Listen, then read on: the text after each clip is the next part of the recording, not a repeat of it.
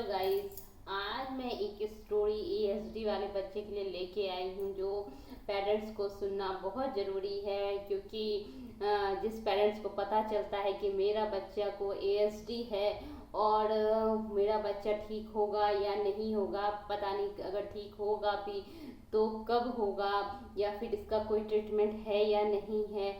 तो ये सब सारे परेशान हैं, सारे पेरेंट्स परेशान हैं जिसके भी बच्चे एएसडी से पीड़ित है। तो आज मैं एक एएसडी वाले बच्चे की एक स्टोरी लेके आई हूँ आपके सामने। एक पेरेंट्स थे जिसे मैं बहुत अच्छे से जानती हूँ। उनका बच्चा को एएसडी था, बट वो खुल के किसी से नहीं बोल पाती थी कि मेरे बच्चे को एएसडी है, क्योंकि लोग जज करने लग जाते हैं, बच्चे के साथ खेलने नहीं देना चाहते हैं। बहुत तरह की परेशानी मदर फादर को झेलनी पड़ती है। ऐसे में मदर क्या करे वो उसे समझ में नहीं आता था। वो जब बच्चे को पार्क भी लेके आती थी तो हमेशा अपने साथ रखना, क्योंकि बच्चे को अगर छोड़ दिया तो वो किसी दूसरे बच्चे को कोई हार्म ना कर दे या उसे बाइट ना कर दे या फिर उसे धक्का ना दे दे। इस डर के कारण उसकी मदर हमेशा उसके पीछे रहा करती थी। बच्चे में एएसडी के जो भी लक्षण होते हैं सारे लक्षण उस बच्चे में थे। आई कांटेक्ट ना होना, स्पीच ना होना, सोशल इंटरेक्ट जीरो होना, हैंड फ्लैपिंग, जो भी एएसडी के लक्षण होते हैं कि किसी किसी में लगता है ये चीज़ है, किसी में वो चीज़ है, लेकिन उस बच्चे में मैंने देखा है कि जितने एएसडी के लक्षण थे सारे के सारे उस बच्चे में थे, जिसके कारण पेरेंट्स काफ़ी परेशान रहते थे और उनकी ऐसी हालत थी कि वो कहीं पे भी नहीं जाते थे। हर जगह जगह जहाँ उन्हें इनवाइट किया जाता था वो वहाँ नहीं जाते थे। कहीं ले जाना उसे लगता था कि ले जाके उनकी पार्टी खराब हो जाएगी या फिर मेरा मेरा मूड खराब हो जाएगा इसके साथ जाने से। तो वो अपने बच्चे को जितना हो सके घर के अंदर रखना या फिर पार्क भी लेके आती थी तो वो अपने साथ ही रखती थी। और उस बच्चे का इतना प्रॉब्लम दिखता था कि उसका एक हाथ भी लगता था टेढ़ा हो गया है, उठ नहीं रहा है। जब वो पेरेंट्स से मैं मिली और जब मैंने उस बच्चे को नोटिस किया तो वो उनकी मदर जल्दी किसी से बात नहीं करती थी, क्योंकि उसे लगता था कि अगर मैं बात करूँगी तो वो मुझसे मेरे बच्चे के बारे में पूछेगी और फिर मेरे बच्चे को जज करेगी। क्योंकि हम जिस सोसाइटी में रहते हैं अच्छे लोगों के साथ सब जुड़ना चाहते हैं, लेकिन अगर कोई किसी को प्रॉब्लम में देखता है तो उसको साथ देने की बजाय उसका साथ छोड़ना पसंद करता है, उससे दूर भागना चाहता है। तो इस कारण उनकी मदर किसी से जल्दी बात नहीं करती थी। जब मैंने उसके बच्चे को नोटिस किया तो मुझे समझ में आ चुका था कि इनके बच्चे को एएसडी है। तो फिर मैं सामने से उनसे गई बात करने को और मैंने पूछा कि ये क्या प्रॉब्लम है आपके बच्चे को, क्या क्या सिम्टम है, आपने टेस्ट कराया? तो उन्होंने बताया कि हाँ मैंने बहुत टेस्ट कराया, बहुत डॉक्टर से दिखाया। तो मैंने बोला डॉक्टर क्या बोल रहे हैं? तो उन्होंने बताया कि डॉक्टर बोलते हैं कि ऑटिज्म का लक्षण है, माइल्ड है, बट अगर आप अच्छे से करोगे तो ठीक हो जाएगा। मैंने पूछा मेडिसिन आप चलाते हो? तो उन्होंने बोला नहीं कोई मेडिसिन नहीं है, डॉक्टर ने बोला है कि इसकी कोई मेडिसिन नहीं है। तो फिर मैंने कहा कि आप घर पे करते क्या हो बच्चे के लिए? उन्होंने बोला कि मैं क्या कर सकती हूँ, ये कुछ करता ही नहीं है, तो मैं इसे क्या करवाऊँ, इसे कुछ सिखाओ तो वो सीखता ही नहीं है। तो मैं थक चुकी हूँ, बस ऐसे लग रहा है कि बस जी रही हूँ, यहाँ तक कि मुझे ऐसा फील होता है कि मुझे जीने की इच्छा भी नहीं है। तो मैंने उसे सजेस्ट किया कि आप ऐसा बिल्कुल मत बोलो, आपको अगर ठीक करना है तो सबसे पहले आपको स्ट्रांग होना बहुत ज़रूरी है। फिर उनको मैंने अपना नंबर दिया और उनसे बात करना मैंने शुरू किया और मैंने कहा कि जो मैं कह रही हूँ कम से कम आप उतना करके देखो बच्चे के लिए, कम से कम आप उतना करो।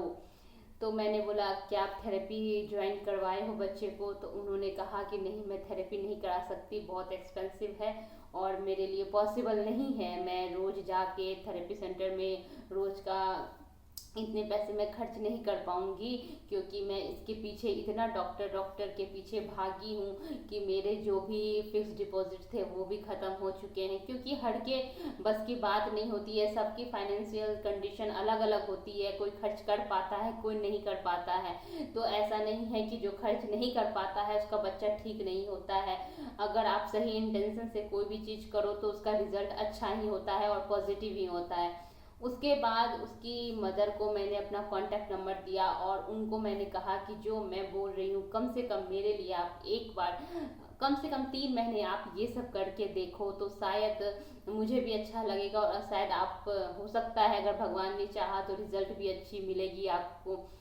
फिर उनकी मदर से मैंने उससे डेली रूटीन बताया कि आपको रूटीन में क्या क्या डाइट देना है बच्चे को, किस तरह की एक्टिविटी करानी है, किस तरह बच्चे के साथ इन्वॉल्व कराना है, कैसे आपको पार्क में बच्चे के साथ क्या क्या करना है। बच्चे के लिए स्विंग बहुत इंपॉर्टेंट होता है।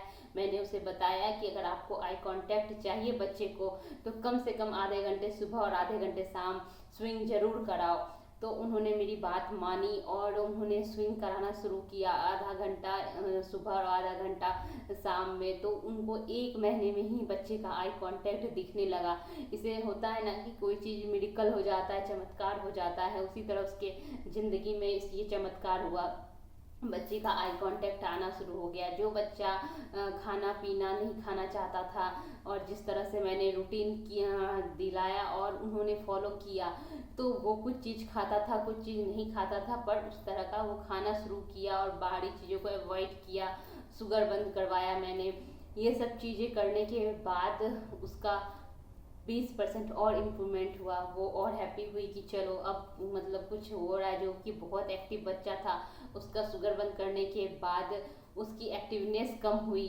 तो उसके बाद मैंने उसे कहा कि बैठ के आप एक्टिविटी कराओ। तो उन्होंने जब बैठ के एक्टिविटी कराना शुरू किया तो बच्चे इंटरेस्टेड होने लगे और बच्चा को इच्छा होने लगी सीखने की। तो उसके बाद उसकी मम्मा को मैंने कहा कि फिंगर पॉइंट सिखाने के लिए आप जब भी लेटे रहो तो ऊपर फैन दिखा के बोलो ये फैन है, नीचे सो तो बताओ ये बेड है, सोफे पे जाओ तो ये फिंगर पॉइंट करके बताओ ये सोफा है। तो उनकी मदर ने ये सब किया और रिजल्ट ये आया कि उस बच्चे को फिंगर पॉइंट आ गया और वो कोई भी चीज़ इस तरह से पॉइंट करने लगा। उसके बाद मैंने उसे बताया कि आप उससे बातें करो, हो सकता है कि आप बात करोगे धीरे धीरे वो कैच करेगा कुछ वर्ड।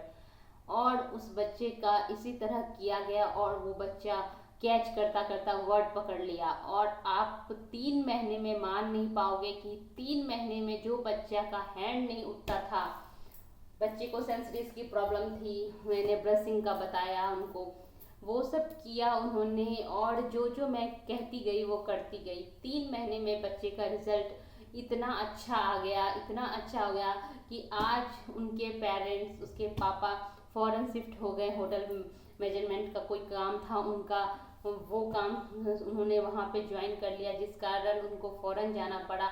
और आज मैं उनसे बात करती हूँ तो पता चलता है कि बच्चे ने बोलना अच्छे से शुरू कर दिया और आज फॉरेन के स्कूल में पढ़ रहा है। तो ये चीज़, और मात्र 3 महीने में इतनी अच्छी रिकवरी। तो ये मान के चलो कि अगर आप सच्चे मन से, अच्छी मेहनत से और सही डायरेक्शन में काम करोगे तो रिजल्ट पक्का है। तो ये कहानी आपको बहुत मोटिवेट करेगी। जिसकी भी बच्चे ASD वाले हैं उन्हें भी ये सुन के बहुत खुशी होगी कि कोई बच्चा अगर 3 महीने में इम्प्रूव कर सकता है इतना अच्छे तरीके से, तो आपका भी बच्चा क्यों ना करे। तो आप भी अपनी मेहनत को सही रास्ते पे, सही दिशा में लेके चलो, तो आप देखोगे कि आपकी भी मंजिल दूर नहीं है। तो आपको इसी तरह मेहनत करनी है।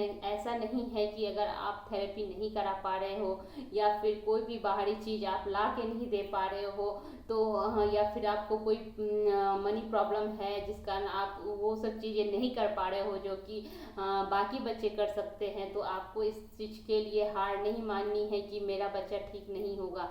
आपका बच्चा भी अच्छी तरीके से ठीक हो सकता है अगर आप सही से सही दिशा में मेहनत करोगे। मेरी आप हर एक वीडियो देखोगे तो आपको हर एक वीडियो में आपको एक नई नई ट्रिक मिलेगी, नई नई बातें सुनने को मिलेगी और आप नई नई चीज़ों को सीखोगे और घर बैठे सीखोगे। तो आप मेरी हर वीडियो को आप देखो और समझो कि किस तरह से क्या करना है और कब करना है। ये चीज़ बहुत इम्पोर्टेंट है, आप ये सब करके देखो। आप भी देखने लगोगे कि आपका बच्चा भी इम्प्रूव कर रहा है, हो सकता है इम्प्रूव के साथ पूरी तरह से ठीक हो जाए। तो आप ये सब करके ज़रूर देखना। थैंक यू सो मच, मिलती हूँ आगे की वीडियो में।